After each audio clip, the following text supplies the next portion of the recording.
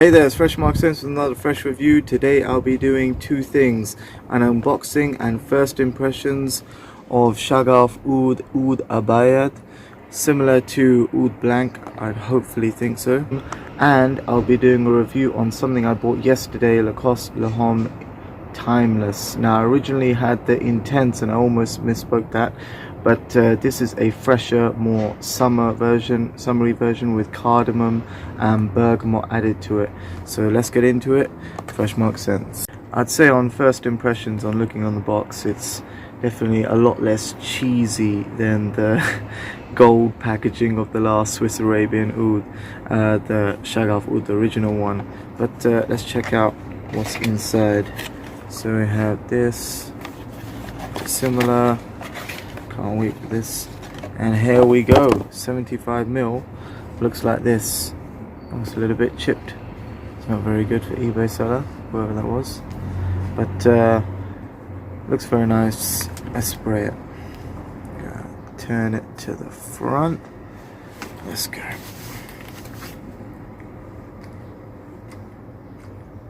Four, 5, 6, 8, okay, 10. Oh wow, I'm actually getting the citrus notes. I thought I wouldn't get the citrus notes with the oud. Citrus, peppery, like a white musk with sandalwood. Oh, this is good, this is good. I was expecting this to be almost like a clone of Van Cleef & Arpels Oud Blanc, which is almost like a sandalwood and oud blend. Very light, fresh. Yeah, it has the bitter notes of oud, almost like driftwood oud and some citruses. But this has that bitter freshness of the oud, quite subdued. Not so funky. The funkiness is taken out. It's not so barnyard, as people say. No fecal notes. It's just straight bitter oud, clean oud with citrus. Almost pasty like plaster. But the freshness is there. I wouldn't say it's relaxing, but it does have that. The oregano is coming through in the top, but I'm mainly getting a thick, dense oud.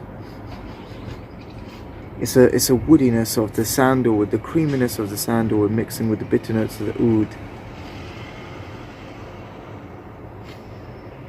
Oh, it's turning animalic now, but definitely the oregano from the top note and the bergamot. The bergamot, it wasn't so juicy as such, but it blends with the citrus notes to create a more creamy, soft, bitter oud. Very almost like white sand. If I was to describe it, it was white sand and bitter oud. Sandy, pasty, creamy sandalwood. Now it seems like it's quite flat by the way I'm describing it, as almost no scent at all, but the pasty creamy sandalwood. But those citrus notes just hint at the back, so it doesn't actually change the overall scent profile of it. It's still a very clean oud, much different from Swiss Arabian's original Shaghaf Oud, which had rose, saffron, and a very deep chocolatey praline. Whereas this has a soft yet dense musk about it, so it's quite thick in its scent profile, but it's not a white floral or anything. It's bitter, it's slightly bitter, smoothened out, tamed out oud with a pasty, creamy sandalwood. Surprisingly enough, that oregano top note actually stays for quite a while. It seems like it might actually stay for a while, because it's blending itself in quite It's not really a prominent note, like it shines out too much, but it does have an aromatic quality that's lasting, and it seems to be blending itself into the mid of the fragrance, so I can imagine it'll last for longer. Very interesting, those citruses with the oregano, almost like there's basil in there too. The clash between the citrus and the oregano, bringing something peppery yet smooth at the same time. I haven't once yet coughed, but I feel now only when you smell it up very close, when you smell it very closely, when you dig your nose into that. I almost touched it. Luckily my hair is almost like a barrier. It tells me not to get 2 centimeters. Beep beep beep. But so very clean, musky. Oh, my watch saved me that time. Yes, it's, if I was to smell it from here, I can smell it from here, but it's not animalic and it's not too pronounced in a forceful way. It's smooth. I believe, I'm surprised though. I thought it, whoa, oh, it's getting really resinous now. It went from pasty sand to, yeah, it's getting really resinous. I'm surprised that it's changed so suddenly. Like a ambery deep, almost treacly earthy.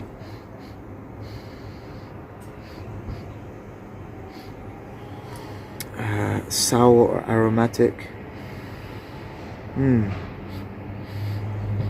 So the aromatic notes of the oregano and the creaminess of sandalwood have now been sweetened and with a new bitter resinous note of, I think it's the oppomax, which is a sweet myrrh. There's the myrrh and the frankincense in there, which has a sweet spiciness. I think the spiciness, the sweet spiciness of the frankincense is coming out, but the oppomax, which is more of a resinous myrrh, has a deeper treacle quality and is adding something bitter. So originally we just had creamy sandalwood with a bit of oregano, but now we have some bitter and sweet resinous notes added to it. Getting very interesting. It's making the oregano, it's almost like a symphony, in that the oregano was the first player, and now there's more notes to sort of bolster the oregano note and show the different flavors of that same single note that was originally playing. Very nice. I was almost going to say a rum boozy like sweetness is coming along now. It's getting boozy, but it has that, it has a tinge of that original oud from the Egyptian oud as well, which is darker, more treacle-like, more sour, heavier, more of a dark, like a very, like a brown stone color, amber. So it's very interesting how it's gone from aromatic to creamy sandalwood to sweet, resinous, bitter, and wow, a lot of scents coming out from this. This definitely deserves its own review. I'm gonna have to check it out later, because now it's becoming floral, slightly floral.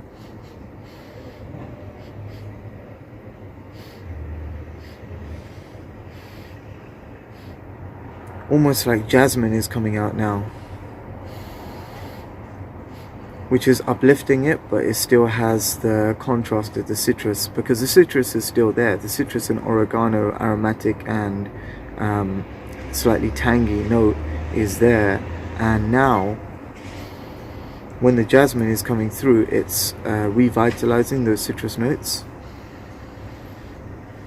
Wow, it's getting, wow. Red Adolescence was right. This was a recommendation from him. It does get quite muddled.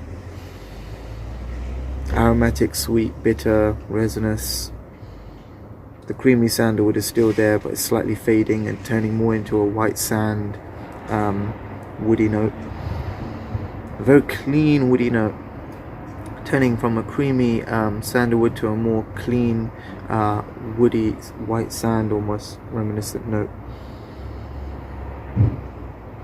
Very nice. I was expecting this to be like Van Cleef & Arpels Oud Blanc, and I would definitely say that this would be a healthy alternative if you want something with more character and you thought that Van Cleef & Arpels Oud Blanc was just a little bit blank, a little bit boring. But then again, this is actually Oud Abyad, which means Oud white anyway, so whatever, you see what they're doing.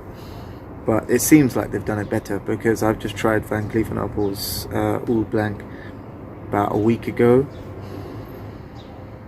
and that just seemed a bit dry and tamed for a Western audience. It didn't seem to have any of the romantic, spicy aromaticness that would be associated with the Orient. Oh wow, don't sniff it too close like me sometimes, because I'm trying to get the most out of it to tell you guys what it's about, of course, but really from here, this is the warning. Sweet, very sweet, resinous, reminiscent of Egyptian oud, Egyptian dark oud, but it still has that creaminess of sandalwood, and the sweetness is coming through of the jasmine. Wow, it's great that the jasmine comes in at the end. It stops it from getting too resinous and brings it back to that clean oud, woody sandalwood scent with a little bit of aromatic notes, and it never loses that that aromatic oregano and slight citrus hint. Amazing. I'm really blown away by this fragrance, actually, for the price as well. I got it for £22 on eBay, so I don't know how much that is in dollars, but a lot of people have been saying in dollars like $60, whatever, in other places. Go on eBay, go on other places, check it out, check out your sellers, see what their reviews are saying, and buy from eBay if you feel like you need to, because I've actually bought two fragrances. The Tom Ford, it came from eBay, and this just came from eBay, and I've got no problems. As long as you pay with PayPal, you're never really going to get done over. So check it out.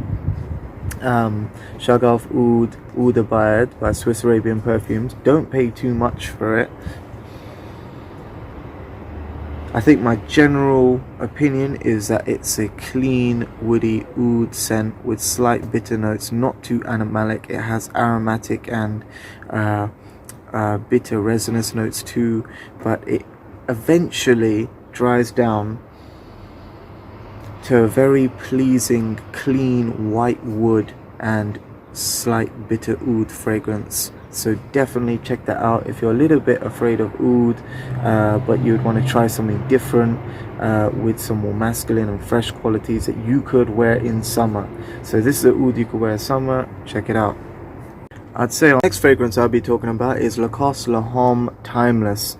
Now, I previously had Lacoste L'Homme Intense, which has a rhubarb, mandarin and quince note, which makes it a little bit fizzy, but I feel that it detracts from the fruity clash of rhubarb and other notes. This, however, has rhubarb and has bergamot instead.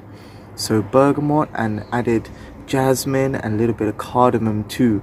It still has the same base notes of akigala wood, which is a synthetic alga wood, and patchouli to give it a nice woodiness, but I believe that that's toned down a little bit and the jasmine is amped up a little bit.